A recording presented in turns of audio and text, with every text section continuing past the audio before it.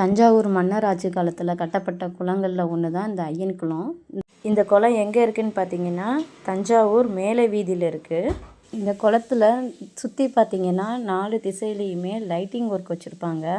காலையிலையும் சாயங்காலமும் மக்கள் வந்து நடைப்பயிற்சி, அதாவது வாக்கிங்கு தான் வருவாங்க.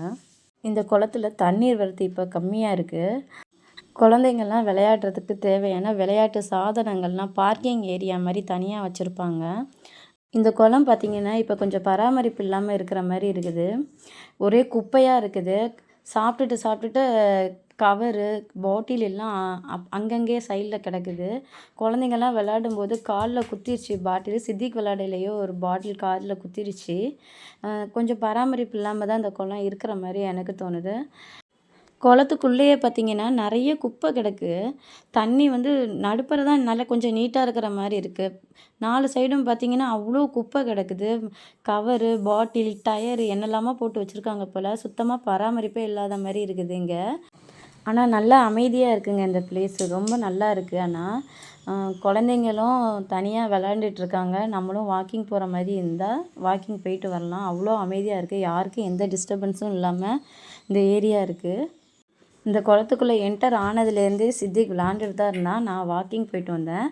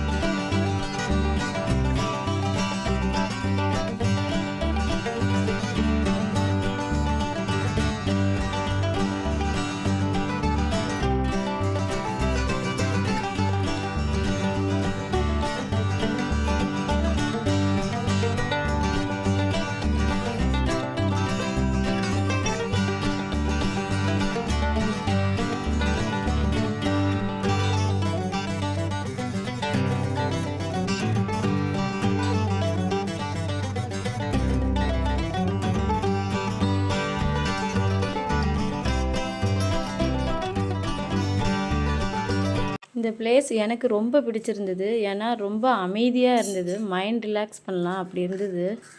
எல்லாத்தையும் கவலையெல்லாம் விட்டுட்டு இங்கே கொஞ்சம் நேரம் வந்து உட்காந்துருந்தா ஒரு தெளிவு கிடைக்கிற மாதிரி அவ்வளோ அமைதியாக இருந்தது.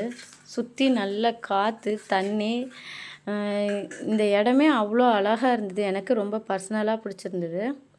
தொடர்ந்து நம்ம வீடியோவை பாருங்கள். புதுசாக பார்க்குறவங்க சப்ஸ்கிரைப் பண்ணிக்கோங்க.